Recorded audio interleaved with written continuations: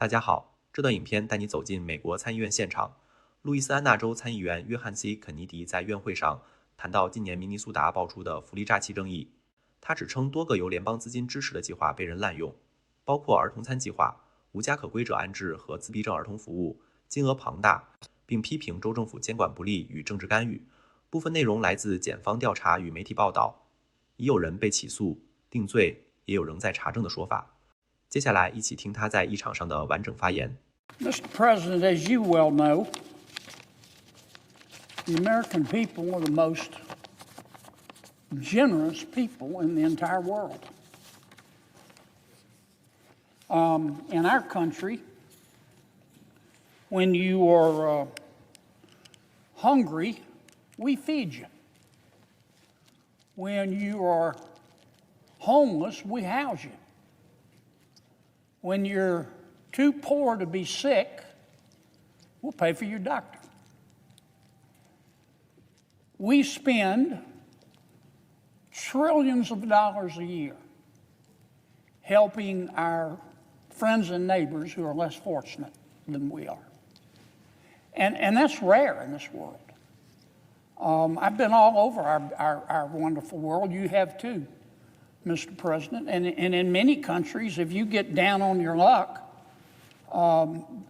they'll let you die in a ditch. But not in America. Not in America. We take care of our fellow citizens. But it's expensive. We spend trillions of dollars a year to do this. And that money that we spend didn't just fall from heaven. We thank heaven for it, but it came out of taxpayers' pockets. And we shouldn't lose sight of that fact, Mr. President.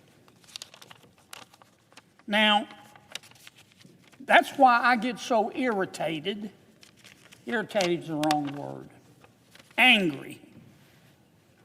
When I find out that people take advantage of the American people's generosity.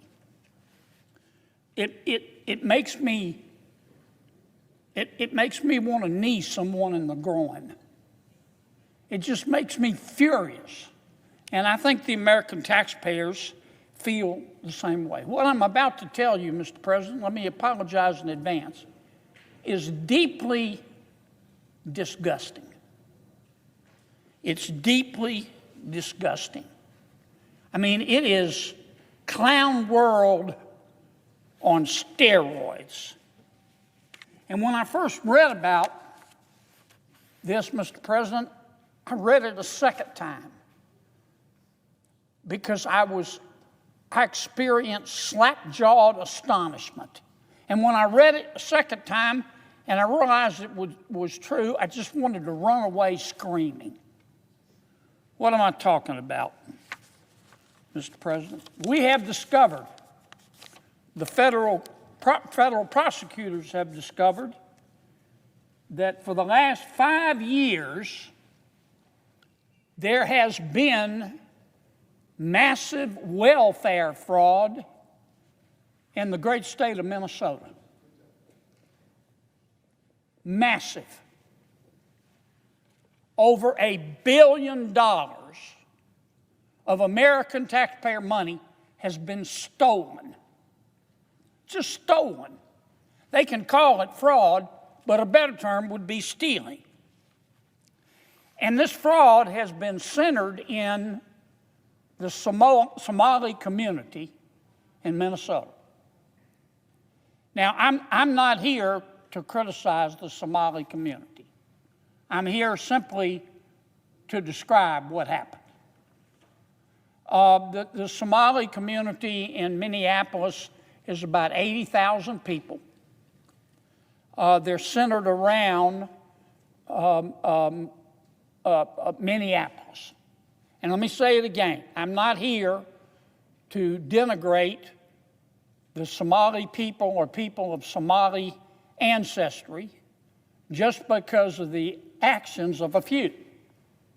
But it is a fact that this $1 billion in welfare fraud occurred almost exclusively in the Somali community in Minnesota and was orchestrated by people with Somali ancestry.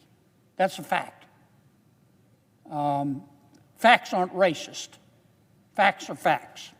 So far, 59 people have been convicted, 86 have been charged, and 78 of them are of Somali ancestry. That's just a fact. Now, what these criminals did they had three very elaborate schemes. The first scheme was centered on supposedly feeding hungry children in the Somali community. A group, a nonprofit run by some people with Somali ancestry. The name of the nonprofit was called Feeding Our Future. Feeding Our Future. Feeding Our Future went to the welfare authorities in the state of Minnesota, which of course was administering federal taxpayer money, and they said, "Look, Feeding Our Children said, Feeding Our Future said, we want to feed hungry children in the Somali community." And the welfare people in state government in Minnesota gave them the money to do that. It started out very small. But the idea was that Feeding the Future, the Somali nonprofit organization, would take this federal taxpayer money, American taxpayer money, and go to businesses, most of which were Somali businesses, in the Somali community and set up feeding sites where they supposedly would take children to get a hot meal.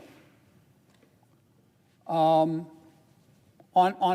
paper, it sounded great. As I say, it started out very, very small, just a few $1 million. But eventually, it got bigger and bigger and bigger.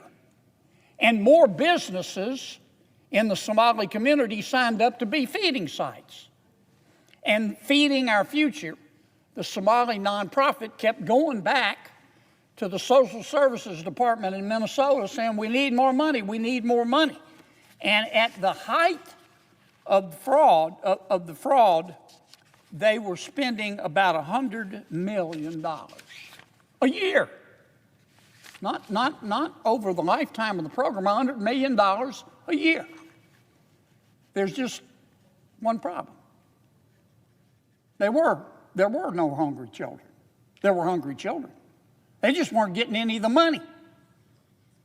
And the businesses, many of which were Somali owned, which were getting some money to feed the children from Feeding Our Future, the nonprofit that was quarterbacking this whole thing, they weren't giving any of the money to hungry children. They were spending it. These businesses were spending it on yachts and vacations and jewelry and furniture for their home. That was scheme number one. But it got worse. The second scheme was supposedly to help people who are homeless. Remember, I said in America, when you're homeless, we'll house you. Well, that's what they were trying to do in Minnesota. A nonprofit was set up, again run by someone of Somali ancestry. And this nonprofit went to a bunch of providers who supposedly were going to provide housing. And they told the welfare authorities in Minnesota that they needed millions of dollars to house people who were homeless. And once again, the program started out small. When they started it in 2020, these crooks started it in 2020, they said, we only need $2.6 million. But then in 2021, they said we need $21 million. And in the following years, they said we need $42 million the next year, then $74 million to feed, or rather to house the homeless, then $104 million a year. Not the total scheme, a year. It's just one problem. None of the money was going for housing. None of the money was going to help people who were homeless. These providers and this nonprofit that was coordinating it just put the money in their pocket. But there's more. They came up with a third scheme. This one makes you want to throw up in a potted plant. This one's centered around autistic children.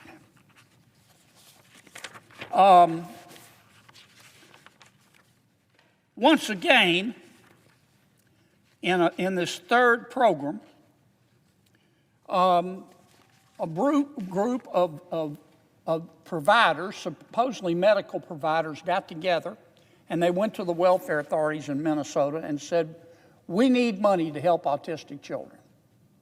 You say, well, that's a wonderful thing to do. And then these providers, once the welfare department at the state government in Minnesota gave them the okay, they went out and started recruiting autistic children. You say, well, okay, we have to get the word out somehow. But they couldn't find very many autistic children. So they started going to parents in the Somali community and saying, can we call your child autistic? Can we certify that your child is autistic? If you'll let us do that, we'll pay you a bribe. Anywhere from $400 to $1,500 a child. Now, once again, the program, it didn't start big. These were sophisticated crooks. And its leader was a woman by the name of Asha Farban Hassan. She was also in, by the way, on the feeding of the children scam as well. And as best we can tell, they approached parents only in the Somali community. But once again, they couldn't find enough autistic children, so they bribed the many parents in the community, gave them money to certify that their children were autistic. In the first year, they were clever. They only asked for $3 million. The second year, in 2019, they asked for $54 million. Then in 2020, they went up to $77 million. And then in 2021, they really got greedy. They went to $183 million. And in 22, $280 million. And in 2023, $400 million. All total, in these three fraud schemes, these crooks stole $1 billion of taxpayer money. Here's I started to say worst part, but let me amend it. Equally bad part. You say, well, hello, how could this happen? Why didn't the people in the Department of Social Services and the Welfare Department in state government, when they saw these claims arising, why didn't they say something? Didn't they go out and check these businesses that were supposedly sites to feed homeless children? Didn't they go talk to some of the children and their parents to see if some of the children really were autistic? Didn't the state authorities go out and say, can you show us one of the homes that you're providing to the homeless people? After all, we're spending $1 billion. They didn't, because the politicians wouldn't let them. And the crooks who were setting all this up, they're pretty smart. I'll give you one example. Remember I talked about the nonprofit involved in feeding the so-called hungry children, called Feeding the Future. The rank and file employees in the welfare office started getting suspicious when the claims went up, and they contacted Feeding Our Future. And they said, hey, what's going on here? You know, we're going to start cutting off these claims because it's getting a little bit expensive. And you know what Feeding Our Future did? They threatened the employees.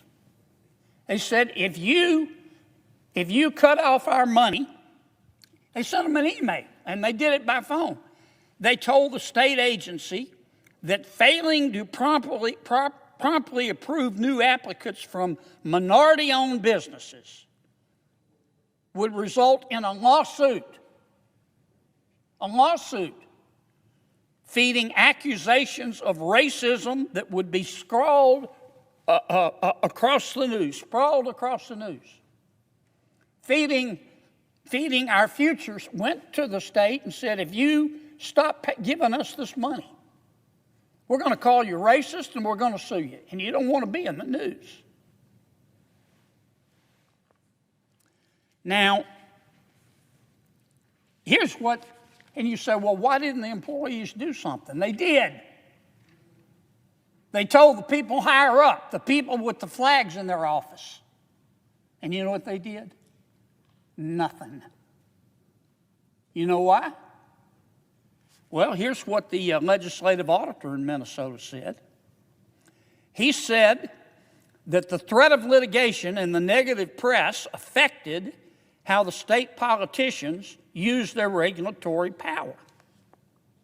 And here's what a fraud investigator in the Attorney General's office said. She said, there is a perception that, I'm quoting now, that forcefully tackling this issue would cause political backlash from the Somali community, which is a core voting bloc for Democrats.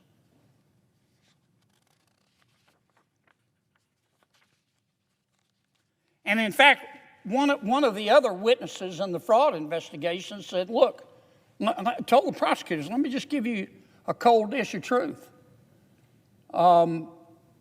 The 80,000 voting bloc of folks with Somali ancestry, you got to have their votes to win in Minneapolis. And if you're a Democrat and you can't win Minneapolis, you can't win in the state. So the politicians did nothing. Don't just take my word for it. And don't blame the state employees. They tried. In fact, recently the state employees, they just said, look, we've had enough. They posted this. These are over several hundred employees from the Minnesota Department of Human Service who administer this program, who just get up every day and go to work and do their job and want to help people. This is what they posted on social media. I'm quoting now, Mr. President. Governor Tim Walz is 100% responsible for massive fraud in Minnesota. I'm sure he wasn't the only one, because this fraud was an open secret. But I'm quoting from what the employee said. Governor Tim Walz is 100% responsible for massive fraud in Minnesota. We let Tim Walz know of fraud early on. That's the employees talking. Hoping for a partnership and stopping fraud, but no, we got the opposite response. Tim Walz systematically retaliated against whistleblowers, using monitoring, using threats, using repression, and did his best to discredit fraud reports. Instead of partnership, we got the full weight of retaliation by Tim Walz and an indifferent mainstream media. It's scary, isolating, and left us wondering who we can return to. And now there are reports coming out, Mr. President. I don't know if they're true, but I know the prosecutors are desperately trying to get the bottom of it. And I don't want to say that this is true, but a report came out in a publication called City Journal, which is published by the Manhattan Institute. And they are alleging that money, part of this $1 billion that was stolen, they are alleging that at least a portion of it went to a terrorist organization in Somalia that we've all heard of. It's notorious. It's an organization called Al-Shabaab. They hate Americans. They're terrorists. They want to kill Americans and drink their blood out of a boot. They were taking a cut, according to this claim. Again, I don't know if it's true, but the prosecutors are trying to get to the bottom of it.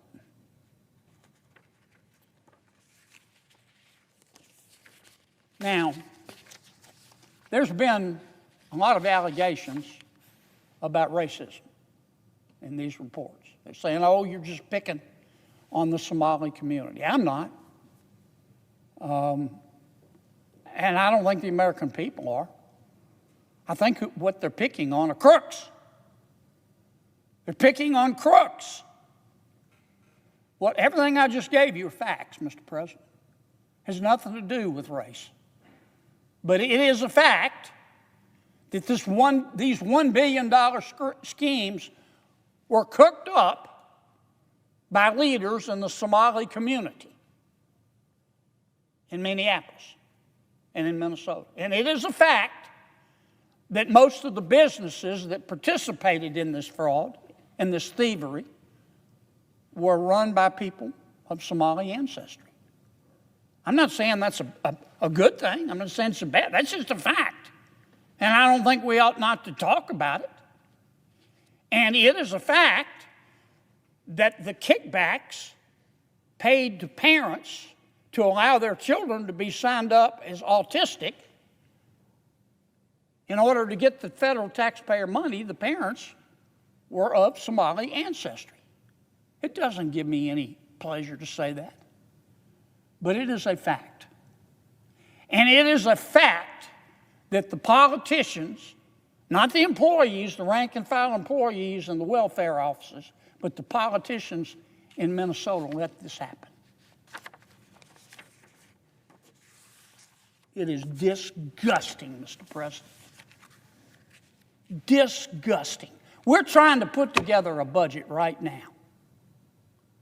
And we've got state officials in Minnesota, because they wanted votes, that are allowing people in their state who are crooks to steal $1 billion from the American taxpayer. Money that could have gone to people who really were homeless, and children who really were hungry, and kids who, through no fault of their own, really were autistic, instead of stolen, a portion of which allegedly was sent to a terrorist organization in Somalia. Man, these people ought to all be put in jail, including the politicians. Makes me want to stick my head in an oven.